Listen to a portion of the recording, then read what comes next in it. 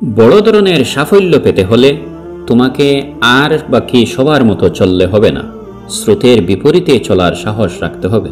তবেই তুমি অন্যান্যদের তুলনায় বড় সাফল্য পেতে পারবে।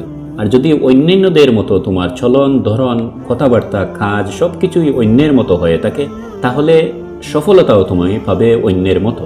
একটু আলাদা কিছু পেতে হলে আলাদা কিছু করতে হয়, একথা মনে রাখতে হবে। একজন ভালো বন্ধুর উদাহরণ হলো আতর বা সুগন্ধি বিক্রেতার মতো।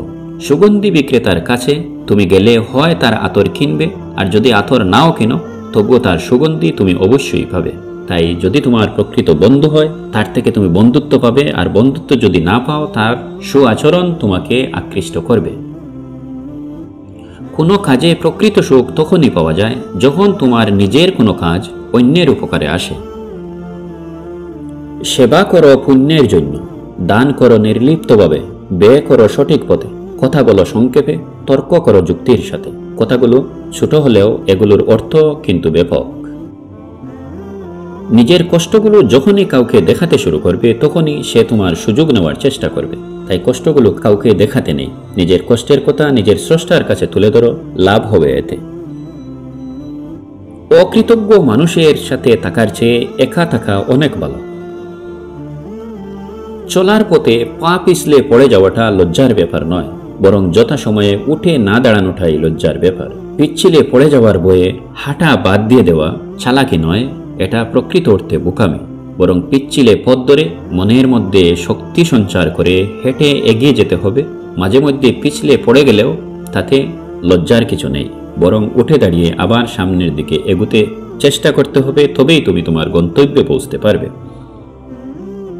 যদি কোনো মানুষ কষ্ট পেয়েও প্রতিবাদ না করে চুপ থাকে, তাহলে একথা মনে করিও না সে দুর্বল, বরং মনে করিও এটা তার মা বাবা তাকে ভালো শিক্ষা দিয়েছেন, এই তার পরিচয়। কষ্ট পেয়ে প্রতিবাদ করছে না তার মানে সে দুর্বল নয়, বরং সে ভদ্র মানুষ, তোমাকে ক্ষমা করে দিয়েছে সে।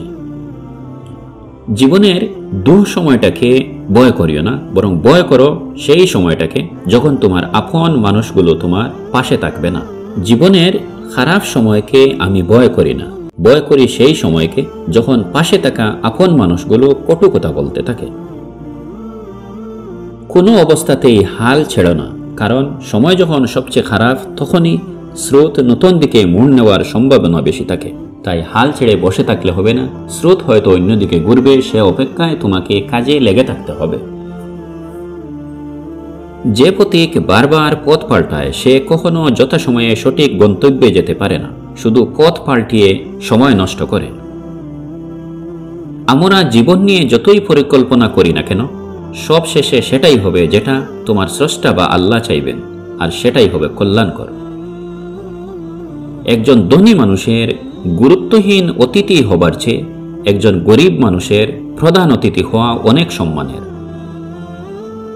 চেহারার সৌন্দর্য কেবল আয়নায় প্রকাশ পায়, আর অন্তরের সৌন্দর্য আচরণে প্রকাশ পায়। তাই নিজের আচরণকে সংশোধন করার চেষ্টা করুন, আপনার ঝুঁকি ছড়িয়ে পড়বে বিশ্বময়।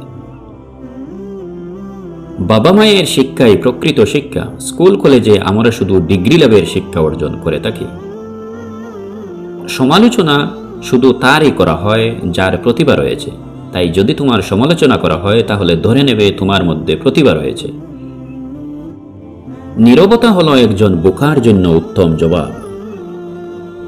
এবারের কথাটা শুনতে যদিও কিছুটা খারাপ লাগে, তবুও কথাটা একদম সঠিক। কথাটি হচ্ছে, যদি আপনি একজন মহিলা হন তাহলে আপনার রং, রূপ আর ফিগার একটা বিরাট ফ্যাক্টর, কিন্তু আপনি যদি ছেলে হন তাহলে আপনার রং, রূপ আর ফিগারটা কোনো ব্যাপার নয়। আপনি ইনকাম কত করেন সেটাই আসল কথা। এই ভিডিওটির একটি কথাও যদি আপনার ভালো লাগে তাহলে এখনই লাইক দিয়ে উৎসাহিত করতে পারেন। সুপ্রিয় বন্ধু, আপনি অনেক চ্যানেল তো সাবস্ক্রাইব করে রেখেছেন, এই চ্যানেলটিও সাবস্ক্রাইব বা ফলো করে রাখুন। প্রতিদিন সব ভিডিও আপনি পেয়ে যাবেন একদম ফ্রি। মনে রাখবেন, আমাদের চ্যানেলে যেসব ভিডিও দেওয়া হয় তা ছোট বড় সকলের জন্যই খুবই উপকারী।